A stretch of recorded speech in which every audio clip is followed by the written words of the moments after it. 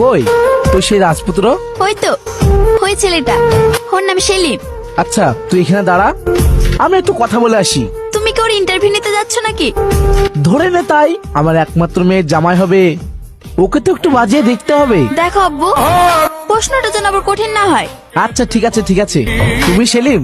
হ্যাঁ। তা বাপু, পৃথিবীতে এত রাজকন্যা থাকতে শেষে আমার মেয়েটার পেছনে লাগলে? মধ্যবিত্তদের এই এক রোগ, ও দেখলেই বড় বড় স্বপ্ন দেখা।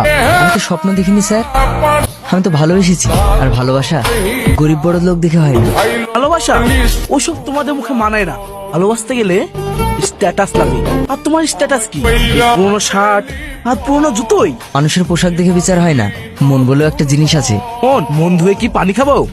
তোমার মতো একটা থার্ড ক্লাস ছেলের হাতে আমার মেয়েকে তুলে দেওয়া কোনো প্রশ্নই ওঠে না। মেয়ে যদি তোমার সাথে দেখা করতে এসেছে ঠিকই, তবে এই সেটা দেখলাম তুমি তো একটা ভিখারি। আপনি কিন্তু মাত্রা ছাড়িয়ে যাচ্ছেন। আরে তোমাদের মতো ছেলেদের এই পৃথিবীতে জন্ম নেওয়াটা ভুল।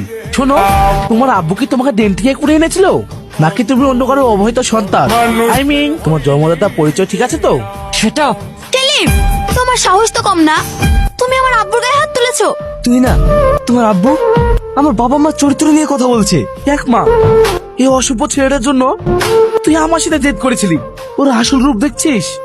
আমি শুধু ওর পরিবারের খোঁজ নিতে চেয়েছিলাম, আর ও আমাকে রাস্তাঘাটে মস্তানদের মতো মারলো।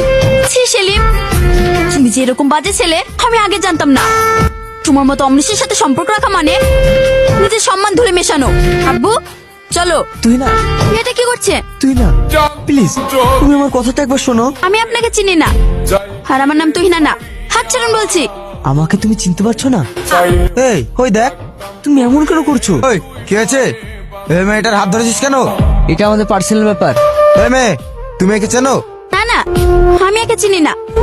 রাস্তা একা পেয়ে বিরক্ত করছে। কালা মেয়ে দেখলে লাল পড়ে না। ওই মার। এই থাম থাম, আর মারিসনি, না হলে ও মরে যাবে। চ। তুই না, তুমি এটা করতে পারলে? তোমাদের মতন ছেলেদের এটা সঠিক পাও না। তোর এই অবস্থা কি করে হলো? মা, ছোট্ট একটা অ্যাক্সিডেন্ট হয়েছে। তোকে কতবার বলেছি রাস্তাঘাটে একটু সাবধানে চলাফেরা করবি, তুই তো আমার কোনো কথাই শুনবি না। আরে মা, তুমি এত চিন্তা করছো কেন? আমার কিছু হয়নি, সামান্য একটু হাতে লেগেছে। ও 3-4 দিনের মধ্যে ঠিক হয়ে যাবে। ঠিক আছে চল, এখন একটু রেস্ট করবি। এইভাবে আর কতদিন নিজেকে শেষ করবি বলতো? ওকে বুঝলো না রে আলিফ, আমাকে রাস্তার লোক দিয়ে মার খাওয়ালো। আমার প্রতি ওর একটু বিশ্বাস ছিল না। বিশ্বাসের কথা বলছিস? আরে তুই তো নিজেই একটা স্বার্থপর। আমি স্বার্থপর? হ্যাঁ, তুই একটা মেয়ের জন্য কাঁদছিস, যে মেয়েটা তোকে ছুঁড়ে ফেলে দিয়েছে, তার জন্য এত কষ্ট পাচ্ছিস। আর ওদিকে তোর মা তোর চিন্তায়